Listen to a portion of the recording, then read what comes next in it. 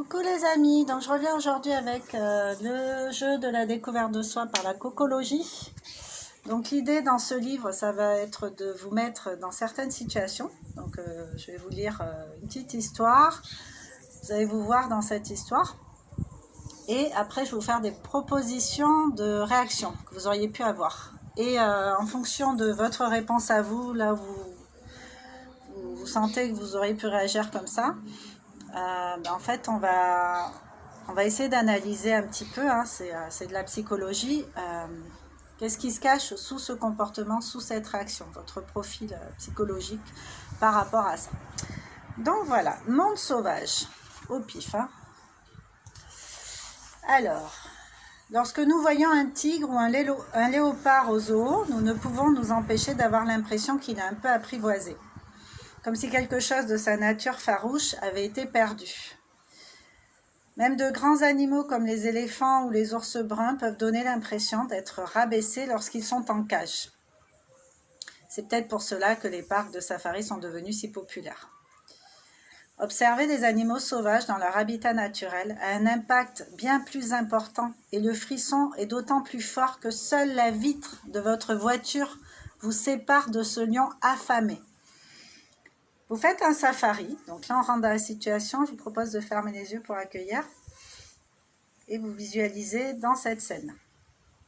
Vous êtes là, vous faites un safari et vous vous trouvez sur une route qui traverse la savane. Sentir l'excitation, la joie, parce que vous allez faire ça, donc c'est que vous avez envie de le faire.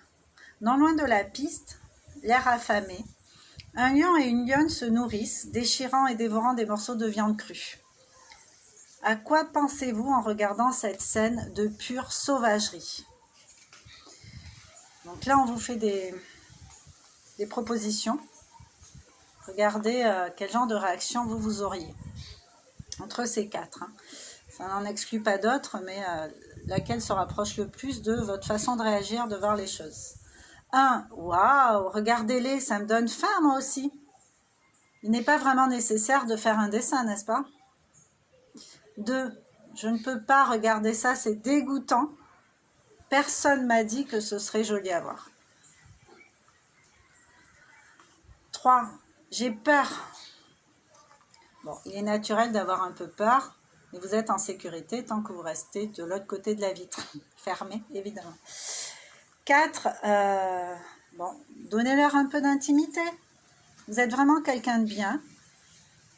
Est-ce que vous êtes certain de ne pas vouloir regarder juste un petit peu plus longtemps? Voilà. Bon, là, ils ont fait un condensé, donc il y a les réponses avec... voilà. Alors, en 1, waouh, regardez-les, ça me donne faim moi aussi. Est-ce que vous aurez cette réaction-là?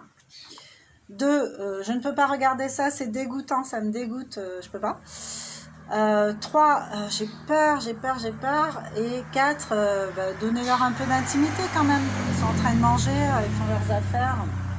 Voilà, quel genre de réaction auriez-vous?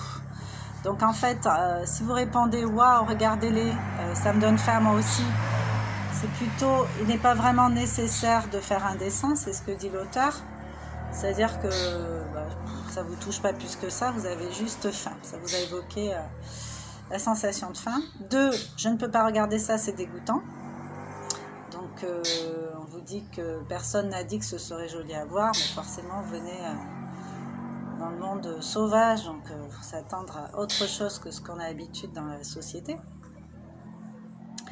Les instincts primaires. Donc 3, j'ai peur. Donc on vous dit il est naturel d'avoir un peu peur, mais vous êtes en sécurité tant que vous restez de l'autre côté de la vitre. Et 4, donnez-leur un peu d'intimité, vous êtes quelqu'un de bien, mais vous êtes certain de ne pas vouloir regarder un peu plus longtemps. Est-ce que vous en êtes certain? Donc voilà. Cocologie, donc c'est intéressant pour voir un peu où on se situe.